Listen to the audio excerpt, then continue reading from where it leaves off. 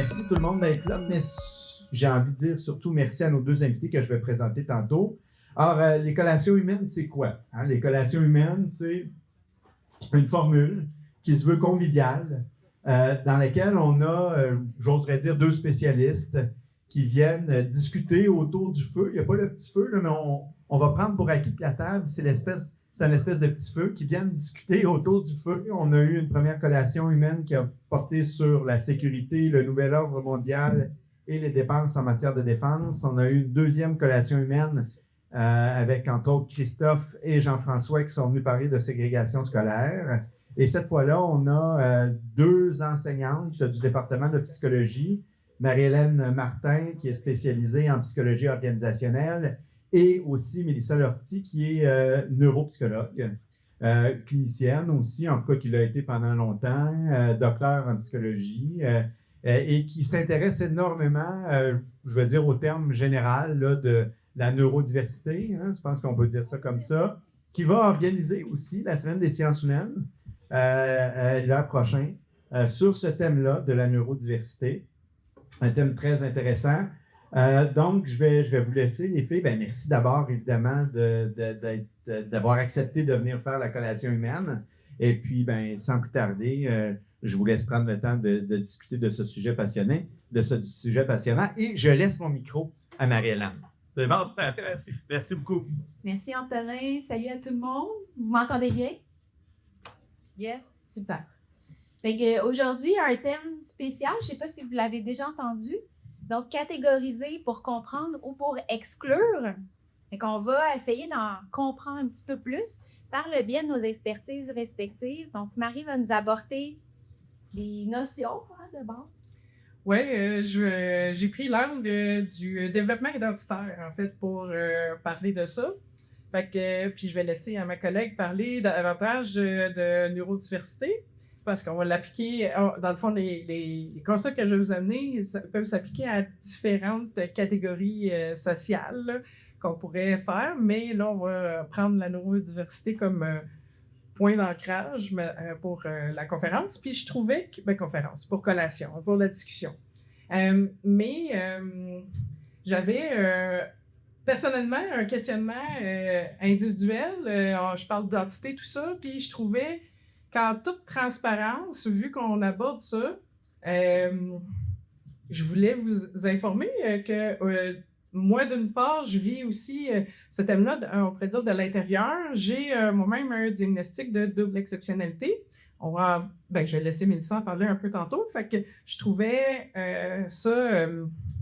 je me sentais pas obligée de vous en parler, mais je trouvais que ça avait plus de sens de vous le mentionner parce que ça ajoute une perspective où je suis pas quelqu'un qui regarde ça simplement comme un objet scientifique externe. J'ai une perspective interne. Fait que je peux avoir moi-même des biais là, associés à ça. Fait que je trouvais que c'était sain ou correct de vous en informer. Fait que dans le fond, ce que tu me dis, c'est qu'on va pas avoir une vue de l'intérieur. Oui, un peu comme un témoignage. Je vais faire la différence entre mes expériences personnelles, mettons, puis ce que je vous présente là, comme théorie. Puis, grosso modo, ça serait quoi, selon toi, ou comment tu le vis, la double exception? Dans le fond, des fois, ça va vraiment bien, puis d'autres fois, je vais vraiment pas bien.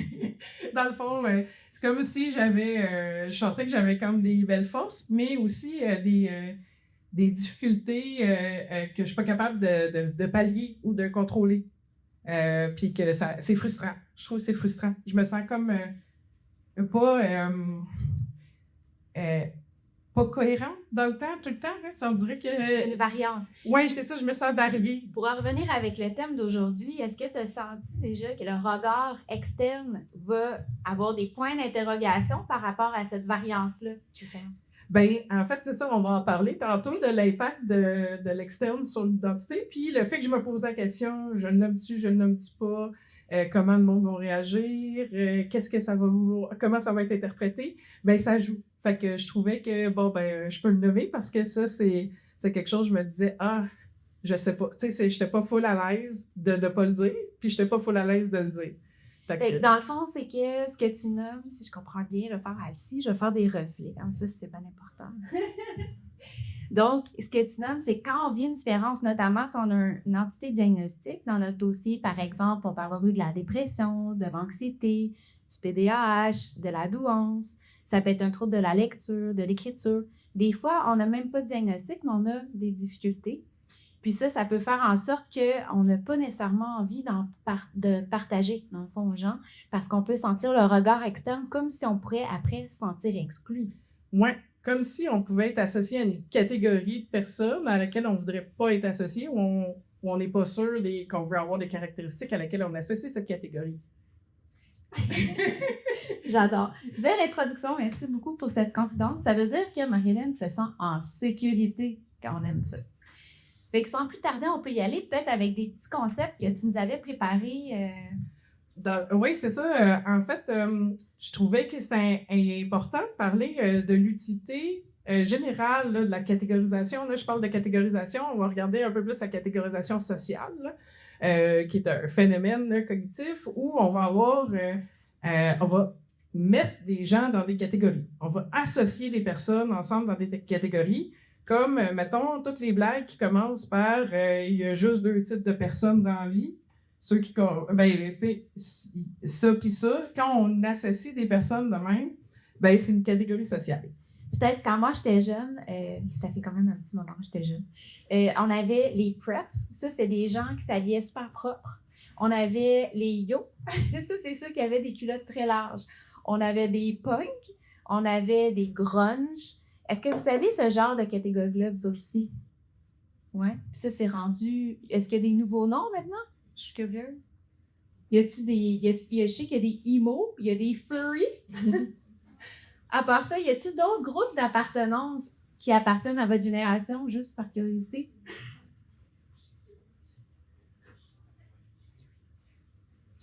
J'entends des chuchotements, là. Bon, vous voyez où est-ce qu'on va en venir. Hein? Il y a des catégories. En effet. Puis ça peut être sur différents aspects, là, j'en reviendrai un peu là-dessus. Mais ça a des fonctions utiles. Pourquoi qu'on fait ça en lien notamment avec l'identité? Là, je nommais, il y a une fonction intellectuelle à ça, une fonction associée aux connaissances, à comprendre. Fait que si je suis dans cette catégorie, ben je ne suis pas dans cette catégorie-là. Et ça me permet de mieux comprendre la situation. Ça me permet de distinguer les différences entre les personnes, puis de voir aussi, ah non, mais ça, je le dis plus tard, mais dans ma fonction sociale, qu'est-ce que je partage avec d'autres groupes? Fait qu'à ce moment-là, qu'est-ce qui est semblable, puis qu'est-ce qui est différent avec certains groupes? Fait que ça m'amène à pouvoir me regrouper avec des personnes qui sont semblables à moi.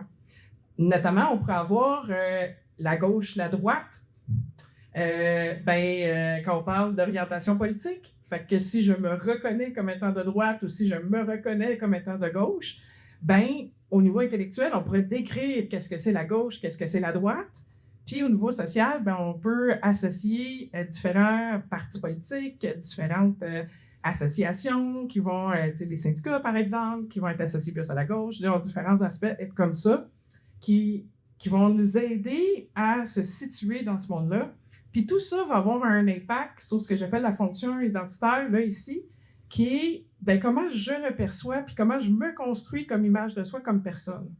Fait qu'à ce moment-là, c'est que je vais aussi adopter puis donner une certaine valeur dans l'importance auquel j'accorde aux descriptions, aux fonctions, dans les fonctions intellectuelles. Tu sais, si je dis, les personnes sont comme ça, c'est ça que ça veut dire être de gauche ou c'est ça que ça veut dire avoir un TDAH, là, ça peut me décrire, mais ça peut aussi avoir une importance pour me définir en tant que personne. Fait que c'est quelque chose auquel je vais accorder de l'importance puis que je vais intégrer comme étant ça, c'est moi. C'est pas juste une idée que je partage, mais c'est que ça devient fondamentalement ma personne. On pourrait dire aussi, en fait, du pouce avec les stages d'Erickson, si on regarde au niveau de l'identité versus confusion de rôle.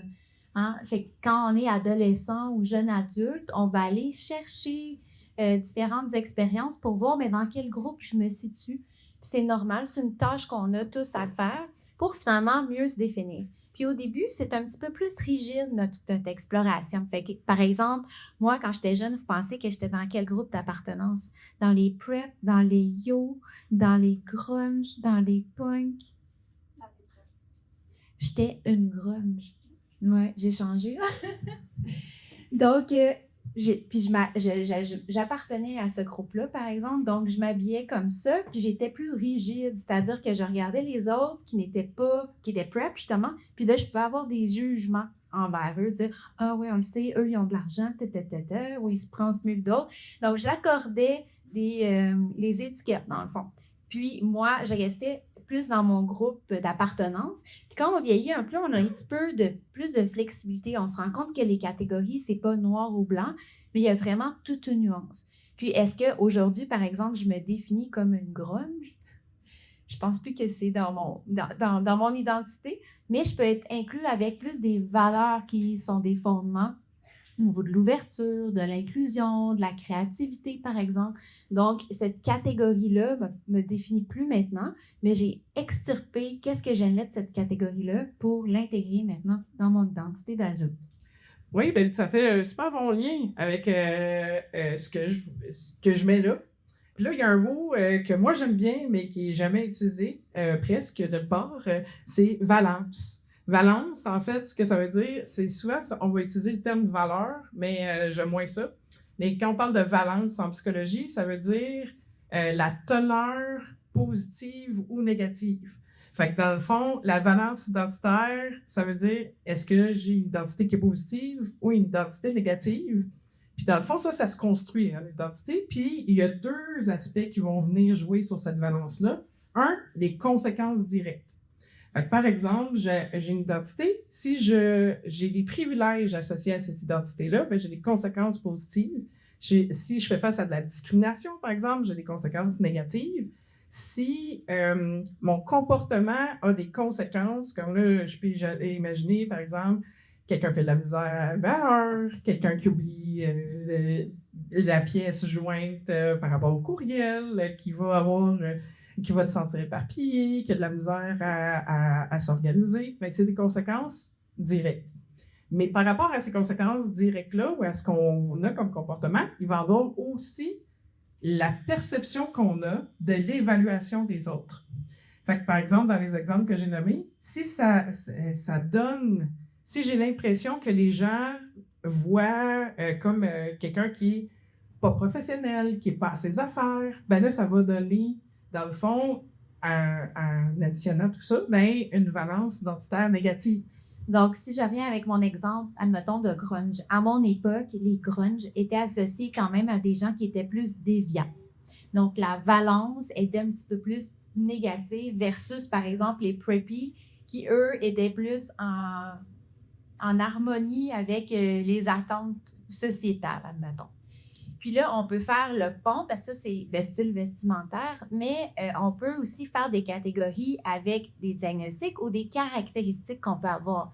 Donc, par exemple, Marie-Hélène, ce qu'elle disait, c'est que si, par exemple, on a un TDAH, donc on a des difficultés avec notre attention, de soutenir notre attention, mais je peux couper, par exemple, la parole à mon amie quand elle me parle. Puis c'est pas parce que je le fais volontairement, c'est parce que j'ai plein d'idées dans ma tête, par exemple, puis là, je pourrais couper la parole. Mon frein n'est pas bien installé. Ou encore là, mon amie, elle me parle, puis à mon amie, tu perds le fil, puis je l'écoute plus.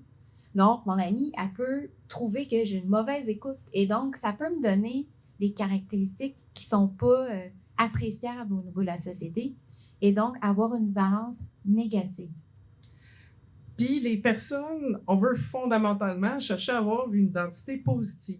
Puis pourquoi qu'on a besoin d'une identité positive? Je vous ai fait une mini-pyramide de Maslow avec pas tous les éléments, parce que dans le fond, l'identité positive, ça va essayer de venir répondre à ces besoins-là. Bon, là, j'ai pas réussi sur PowerPoint à faire fitter estime dans le petit triangle, mais ça me met en sécurité. Parce que je me sens, j'ai pas peur des réactions de mon environnement social. Après ça, ben, ça me permet d'entrer dans les groupes d'appartenance qui partagent les mêmes caractéristiques que moi, puis ça valorise mon estime parce que justement, ben, c'est quelque chose qui est vu positivement.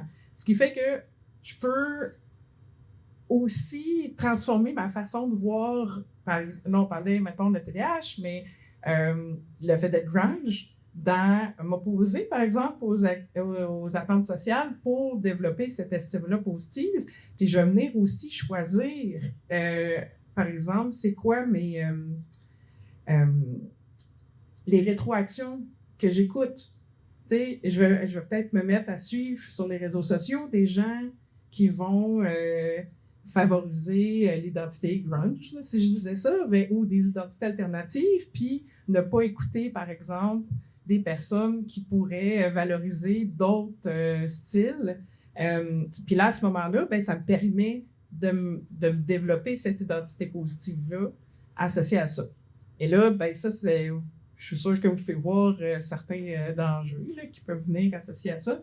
Puis le fait que quand on dit, par exemple, on peut s'enfermer dans une étiquette, c'est que vu qu'on a plein de sous-identités, notre identité elle peut être, tu sais, je peux être une femme, je peux avoir, on a un diagnostic, mettons, de double exceptionnalité, je peux être prof de psycho, je peux être une fille qui a les cheveux longs et teints, je peux avoir des identités politiques, spirituelles, je fais du jeu de rôle style Donjon Dragon. Fait que ça aussi, ça peut être une identité. Puis il va y avoir une saillance dépendant le contexte. Hein. Sauf que si je m'enferme dans une étiquette, c'est comme il y a certaines étiquettes qui peuvent venir prendre un peu toute la place. Et c'est comme je ne suis que ça et j'oublie un peu les autres identités que je peux habiter. Fait que là, mettons, je prends. Comme je définis un peu ma personnalité ou toute ma personne par rapport à cette étiquette-là. Par exemple, on peut voir des personnes qui sont très stéréotypées, par exemple, dans les stéréotypes de genre, où toute l'importance est mise sur la performance de genre, là, par exemple, être un vrai homme ou être une vraie femme. Puis c'est un peu comme, c'est juste ça leur personnalité. Il n'y a pas de place pour d'autres choses comme les idées politiques, le travail, ou c'est ça qui prend toute l'importance. Mais là, à ce moment-là, on peut avoir ça aussi avec les diagnostics, par exemple, de neurodivergence. Tout à fait. Puis là, on peut passer ça. OK. Je voulais vous parler qu'au niveau de la neurobiologie, ou plutôt des neurosciences, il y a des bases neurologiques qui expliquent pourquoi on inclut puis pourquoi on exclut du monde. Que je trouvais que c'était important que je vous en jase un peu aujourd'hui. J'avais une petite amorce, mais là, je ne vais pas nécessairement montrer la vidéo. C'est quelqu'un qui est autiste puis qui fait juste circuler dans une cage d'escalier. Puis, il y a une personne qui l'a reconnu comme étant différente, puis il la pousse en bas des escaliers. Pourquoi des gens font ça? Au cégep de Sherbrooke, à ma connaissance, c'est pas arrivé. Mais pourquoi, par exemple, quelqu'un qui a des commentaires qui peuvent nous apparaître étranges, quelqu'un qui va parler seul, quelqu'un qui est plus dans la lune, on va avoir moins envie de se mettre en équipe avec elle. Ou si on va inviter des gens dans un party, qu'on va plus inviter des gens qui nous ressemblent, entre guillemets, que des gens qui pourraient avoir des différences. Et ça, c'est un peu mon amorce pour voir qu'est-ce qui se passe au niveau de notre cerveau pour qu'on puisse détecter, comprendre la base de cette exclusion-là ou de cette inclusion-là. Fait que dans le fond, t'es-tu en train de dire qu'un peu tout le monde fait ça? Exactement. Puis dans le fond, notre cerveau, il est constitué de certaines structures clés. Là, j'ai mis plein d'informations, mais on ne rentre pas tout là-dedans. Mais là, je vais parler surtout du cœur du cerveau, du centre du cerveau. Puis on peut dire que c'est des structures qui sont archaïques et qui sont là pour nous aider à survivre, à détecter très rapidement des menaces potentielles ou une base de sécurité potentielle. Et si il y a une menace potentielle, à déployer des mécanismes de survie comme se battre, comme fuir ou comme figer, comme une chèvre. Je ne sais pas si vous avez vu ça sur Internet. Moi, je trouve ça vraiment cool. Les opossums. Moi, je sais pas ça. Oui, à l'Halloween, c'est parti. Donc, ici, dans le cortex singulaire antérieur, c'est une structure qui va faire en sorte qu'on détecte toujours des régularités dans notre environnement. Puis, dès qu'on entend, on sent, on voit quelque chose qui n'est pas typique dans l'environnement, notre cerveau va réagir. Puis, il va dire, c'est peut-être une menace. Puis, pour vous faire expérimenter ça, je vais vous faire écouter ce qu'on appelle un protocole de Oddball. OK? Et ce que je veux que vous fassiez, c'est peut-être juste fermer vos yeux ou vous concentrer sur le son. Puis, essayez de voir comment votre cerveau réagit quand il y a un son différent de la moyenne. Je vous fais écouter ça.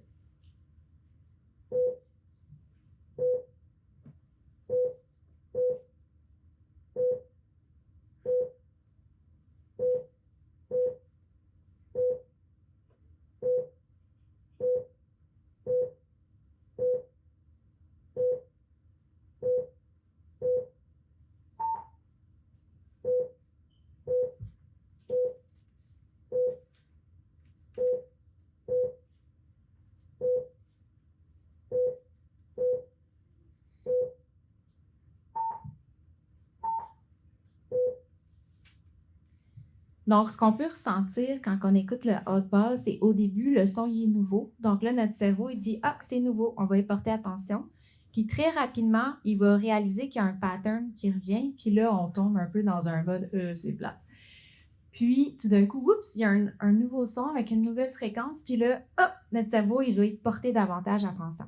Ce qui est fascinant, c'est que là, on l'écoute pour les sons, mais c'est la même chose aussi pour les personnes qui vont avoir une présentation qui peut être légèrement différente. Donc, si par exemple, la personne bégaye, si la personne parle plus fort qu'à l'habitude, si la personne a un rythme de parole différent, à la limite, si elle a un accent français, un accent anglais, un accent espagnol, notre cerveau le reconnaît comme une différence.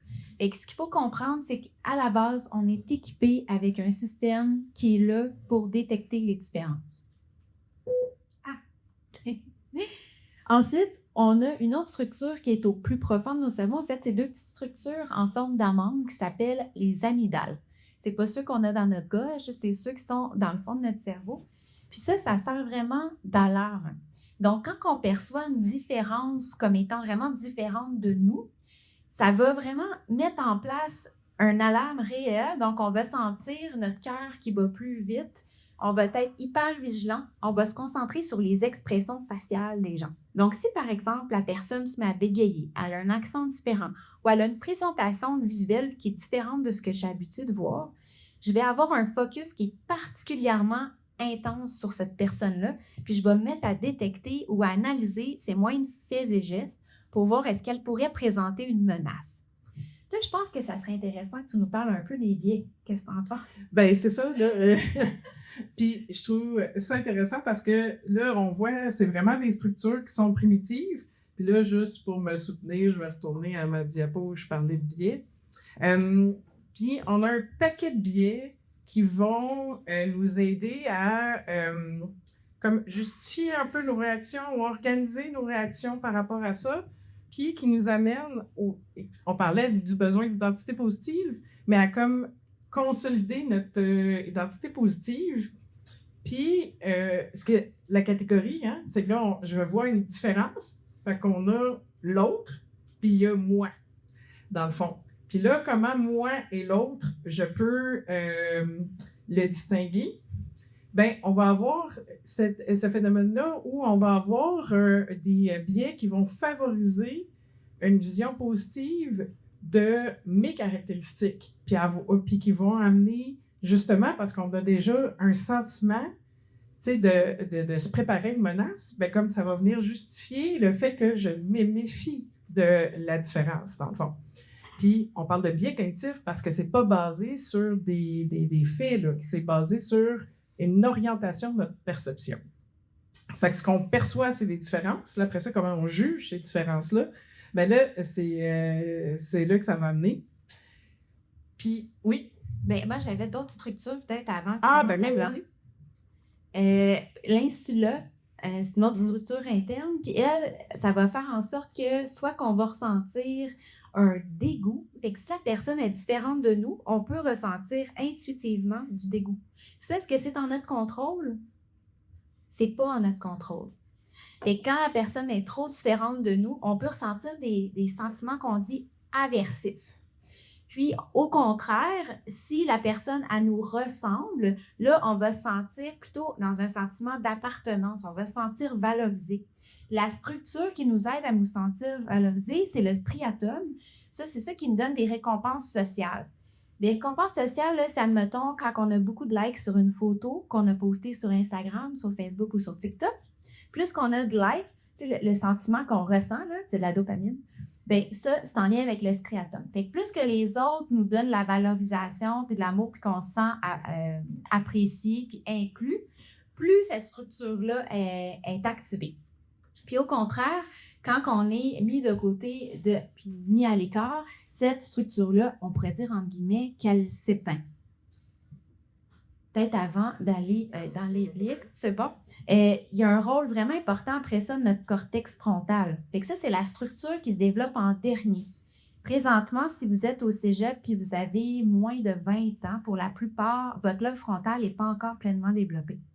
Et qui est encore immature, mais presque pleinement développé. Chez les gars, ça se développe un peu plus tard que chez les filles en général. Donc, chez les filles, à peu près à l'âge de 20 ans, c'est bien développé, mais chez les garçons, ça peut aller jusqu'à la fin vingtaine avant d'être pleinement développé. Pourquoi? C'est en lien avec le développement psychosexuel, simplement. Puis notre lobe frontal, là, c'est vraiment ce qui est situé à l'avant de notre cerveau. Ça va nous permettre d'analyser toutes ces réponses-là qui sont plus intuitives. Si, par exemple, je vois quelqu'un qui est vraiment différent de moi, je peux ressentir une alarme. Donc, mon cœur peut commencer à battre. Je peux sentir un sentiment d'aversion parce que la personne est différente. Puis ça va me permettre de réanalyser le contexte environnant pour voir est-ce que la personne présente réellement un danger ou pas. Vas-y. Ah, ben j'allais dire, fait que dans le fond, ce qu'on a, c'est quand on perçoit une différence, on a une réaction intuitive, aversive, souvent, là, c'est ça. Puis, ça prend un effort cognitif, un effort mental, un effort d'intelligence pour venir renverser la vapeur, dans le fond. Puis se dire, non, j'ai pas besoin de réagir de même. C'est une mauvaise première impression. Mais c'est comme il faut comme détruire la réaction qui a été faite spontanée. C'est ça. Il faut comme réaliser que c'est une fausse alarme. Tout à fait.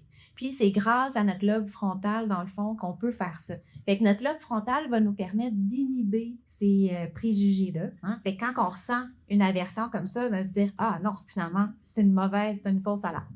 Il n'y a pas de danger. » Ça va nous permettre aussi d'avoir une flexibilité cognitive, c'est-à-dire de voir les choses sous un autre angle. Par exemple, si vous avez voyagé un petit peu, moi, j'étais allée, je ne sais pas, en Inde, puis là, j'ai vu des gens qui attendaient l'autobus accroupis.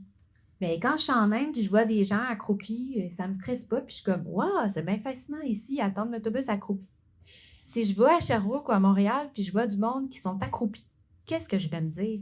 C'est donc bien weird. Est-ce que c'est une menace? Pourtant, c'est le même comportement. Hein, mais parce que je suis à Sherbrooke, je vais avoir une vision peut-être négative, puis mon système d'alarme va réagir. Mais c'est à ma portée, dans le fond, dans mon lobe frontal, de voir les choses sous un autre angle pour me dire « Ah ben non, finalement, je peux juste être curieux, observer ce comportement-là, puis voir que ça ne représente pas une menace. » Je peux aussi planifier une réponse plus inclusive et empathique et respectueuse. Ça veut dire, je peux me dire « Bon, là, ma première réponse, c'est j'ai une aversion, je ne suis pas incertain, mais qu'est-ce que je peux faire? Je peux aller vers l'autre, je peux le saluer, je peux lui poser des questions sur son comportement pour mieux comprendre. » Et ça, c'est grâce à notre lobe frontal. Est-ce que tu veux continuer avec les biais? Oui, je peux faire juste un petit tour rapide. Là. J'en ai mis plusieurs. Je les expliquerai pas toutes, ou je vais les expliquer quand même rapidement. Mais je trouve intéressant, c'est comme le miroir un peu long de vue, les structures, comment ils jouent, mais comment ça se passe comme dans nos idées. Là. Fait que ça va venir alimenter les biais cognitifs, qui est premièrement le fait que c'est une menace, une alarme. Là. Ça met de l'importance sur cette différence-là. Fait qu'on voit comme biais qu'on va avoir le phénomène d'accentuation. Fait qu'à ce moment-là, ça va créer comme une accentuation de notre impression des différences puis des ressemblances. Fait que notre groupe d'appartenance, on va se sentir plus semblables entre nous que ce qu'on est. Puis on va percevoir plus fortement les différences par rapport à l'autre groupe. Fait que ça met vraiment comme si je mettais le spotlight là-dessus puis j'oubliais, mettons, les similitudes que je peux avoir avec cette personne-là que je trouve différente. Après ça, on va avoir, j'aime bien l'erreur fondamentale d'attribution, puis je vais vous le dire parce que dit de même, c'est pas clair qu'est-ce que c'est. C'est que dans le fond, je vais attribuer les caractéristiques des personnes à des causes internes. Fait que dans le fond, si la personne elle a de la misère, là je reviens mettons avec la difficulté de lecture, de la difficulté, de la gêne très, très, très importante. Là, on pourrait même penser à des gens comme une phobie sociale, par exemple. il y a de la difficulté du gel à s'exprimer en équipe, mais je veux dire en groupe, mettons, elle fait participation à ces activités-là, ben, je veux dire, c'est de sa faute à lui. Tu sais, la personne n'était pas prête, la personne n'est pas intelligente, la personne a mal de confiance en elle. Tu sais, c'est comme, je vais y attribuer ça à des caractéristiques internes plutôt qu'à observer le contexte. Puis là, à ce moment-là, ou une personne qui parle plus lentement, on va avoir tendance, par exemple, à trouver qu'elle est moins intelligente. Tandis que ça peut être un rythme de parole qui est juste appris différemment. Notamment, là, c'est pas tout le monde qui parle le français pareil, tu sais, au niveau culturel, là, même si c'est la même langue, avec les pauses à la même place, puis tout ça.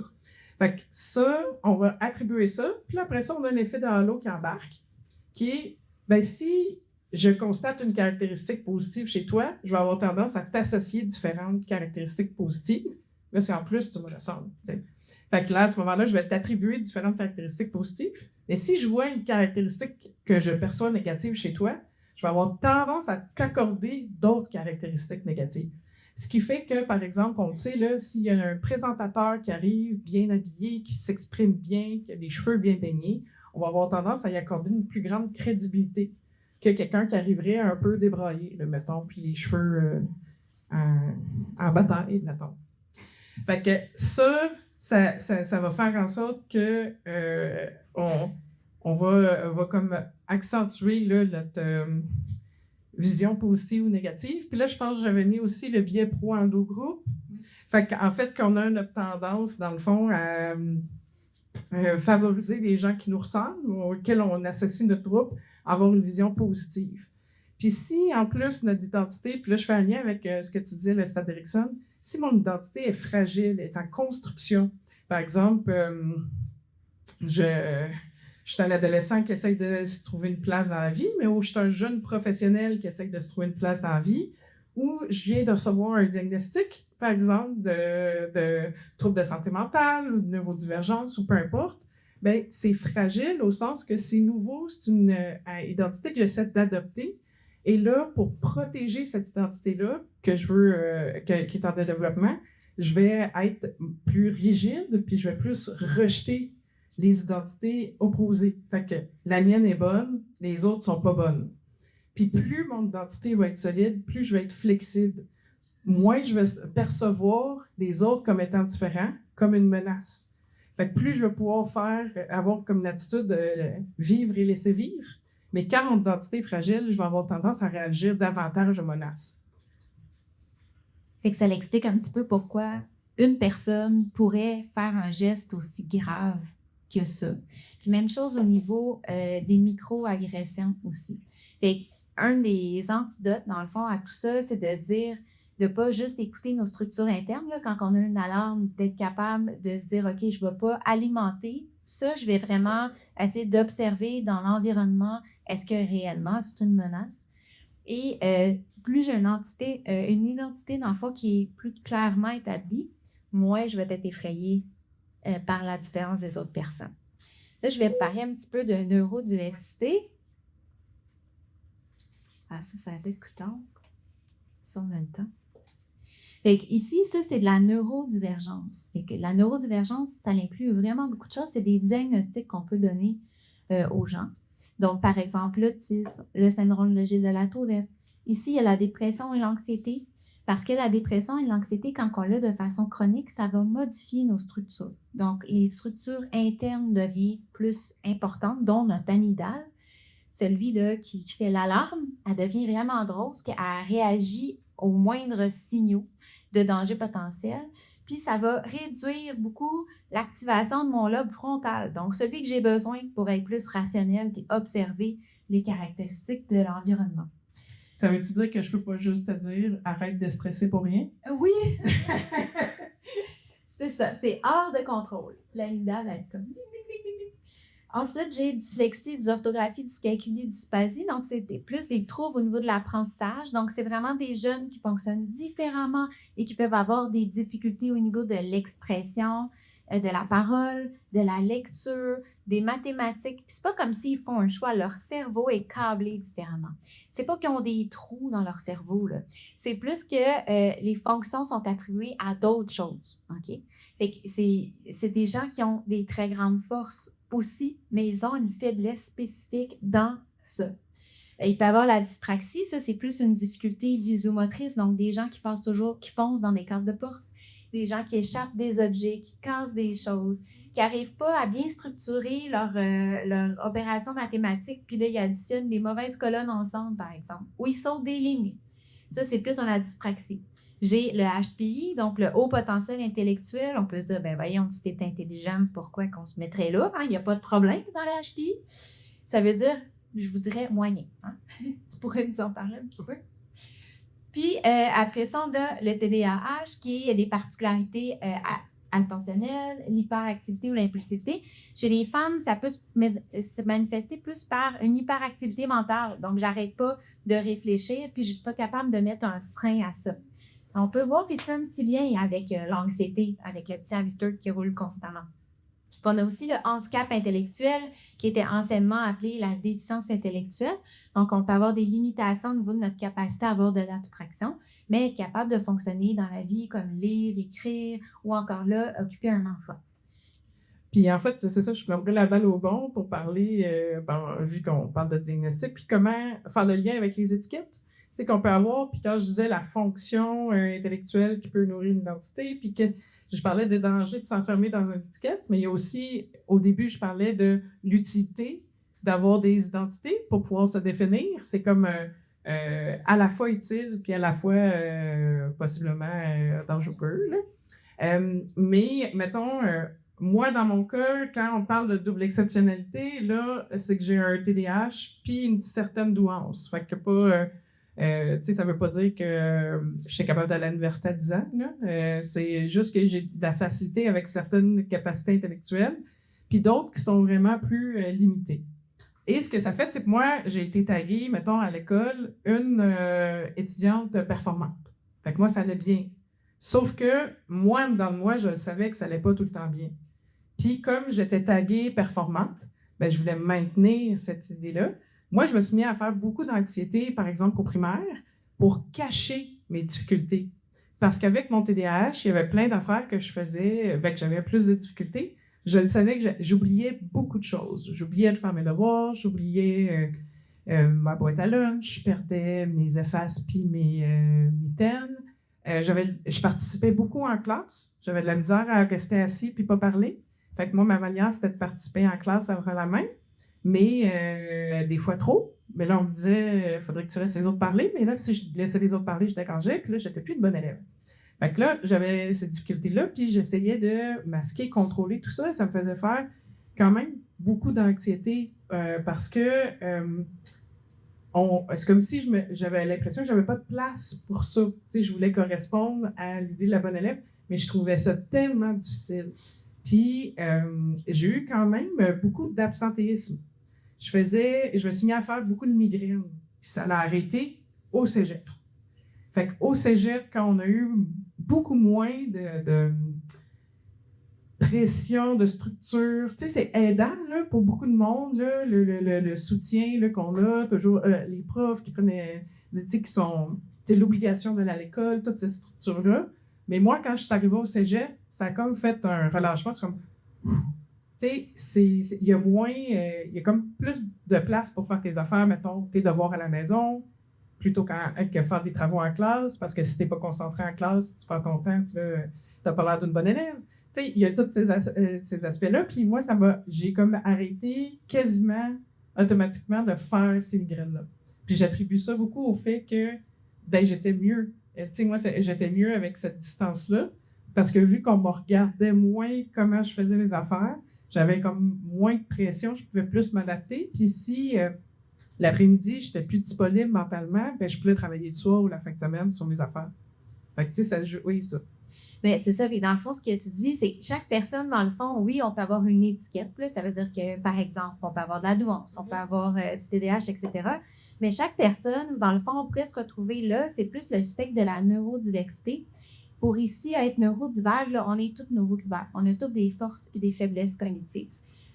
Au niveau des fonctions sociales, des fonctions verbales, l'intelligence non verbale, ça, c'est être capable de résoudre des suites logiques, admettons, ou résoudre du code informatique. Les fonctions motrices, ça, c'est notre habileté sportive, notamment, ou notre capacité à bien manipuler des choses. Fonctions perceptuelles, c'est ma capacité à vraiment distinguer des choses subtiles en environnement.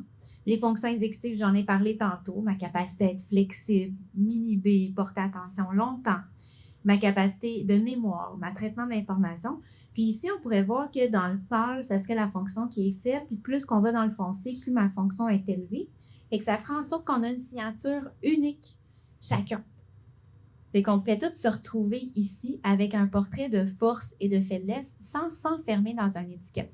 Si on le voit comme ça, vous voyez, c'est une approche qui est plus nuancée, ça l'enferme moins dans une catégorie. On peut se rendre compte que quand une personne, par exemple, parle différemment, admettons qu'elle bégaye, qu'elle cherche ses mots, bien, peut-être qu'elle a simplement une faiblesse au niveau verbal, mais ça ne veut pas dire que tout le reste est faible. Non, ça peut être une personne qui est complètement brillante, mais que, par exemple, au niveau des fonctions exécutives, elle peut être désorganisée ou elle veut prendre la parole très fréquemment. Fait que là, on peut se dire, oh mon Dieu, elle veut prendre l'attention, etc. Mais c'est peut-être seulement au niveau d'une difficulté exécutive qu'il y a un surfonctionnement au niveau verbal. Donc ça, c'est comme une façon peut-être plus nuancée de voir les choses sans enfermer nécessairement les gens dans des étiquettes. Oui, puis j'ai oublié de dire de quoi qui est quand même important. Je disais que j'avais été taguée comme une étudiante performante, puis je me sentais comme pas loin de pas l'être, là, mettons, c'est ça qui me faisait For You l'anxiété. Mais moi, c'est parce que quand j'ai eu un diagnostic, c'est que ça fait 2 ans à 37 ans, j'ai eu ce diagnostic-là, puis c'est comme, moi, ce que ça a eu comme effet, c'est de faire « Ah! » Fait que dans le fond, j'étais pas full dans ma tête de me dire, j'avais l'impression qu'il y a quelque chose que j'avais de la difficulté, puis que c'est pas juste parce que j'avais pas assez de volonté ou je me forçais pas assez ou que c'est normal que quand je manque de sommeil, j'ai l'impression que toutes mes stratégies s'écroulent, puis ça a comme validé des affaires. Mais là, le danger, c'est, quand je disais, tu sais, quand on a une étiquette, parce que oui, ça peut avoir validé des choses, mais entre la neurodivergence puis la neurodiversité, c'est que là, si j'ai là, ben, ce que ça met en lumière, c'est ce que l'étiquette dit, puis ça peut faire oublier le reste, tu sais, comme juste axer sur les symptômes ou comme, puis faire en sorte que quand je disais, ben, il y a une identité qui prend trop de place, puis j'oublie un peu ce que je suis pour le reste, puis d'essayer de correspondre un peu à ce qui se posait être quoi, quelqu'un, mettons, qui a un TDAH ou une double exceptionnalité, ou peu importe. Tandis que quand on a cette vision-là, tout est unique, puis on a un fonctionnement plus ou moins divers sur différentes fonctions, bien, ça donne aussi plus de, justement, de nuances, puis plus d'espace pour se définir, mettons, plus précisément comme on est, puis pas essayer de correspondre à ce que les autres nous disent qu'on devrait ressembler, parce qu'on se dit, ah ben là, au moins, je comprends qui je suis. Fait que, mettons, j'ai un diagnostic de dépression et là, ben, je suis une dépressive, mettons. Puis là, c'est comme, ben, là, ça devient comme une caractéristique interne. On veut que ça aide à décrire puis à se comprendre, mais pas que ça devienne prendre la place de t'es qui comme personne, mettons. Tout à fait. Puis le mot, je pense, la fin, ça serait de faire prendre conscience, d'avoir une réflexion honnête, là. Donc, quand il y a une personne qui vous semble différente, mais aussi au niveau du point de vue cognitif, on peut enfermer les gens dans des catégories en lien avec leur appartenance religieuse, leur appartenance politique, leur tenue vestimentaire, leur appartenance du genre, de la culture, mais aussi une catégorie qu'on oublie souvent, c'est plus au niveau des caractéristiques cognitives, incluant la façon qu'on parle. Donc, si une personne, par exemple, qui a la difficulté à s'exprimer, pour peu importe la raison, si une personne qui a la difficulté à s'organiser, si une difficulté, encore là, à faire des liens logiques, ou encore à manipuler des choses, elle est maladroite, il faut comprendre que c'est une autre forme de catégorisation puis qu'on peut dépasser ça.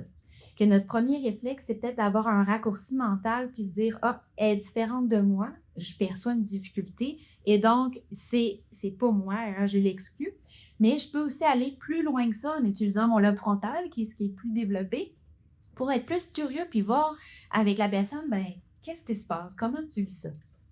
La personne, es-tu niaiseuse? Es-tu juste trop gênée, puis il faut qu'elle dépasse ça? Est-ce qu'elle est plutôt, là je parle des raccourcis, là, paresseuse, pas motivée?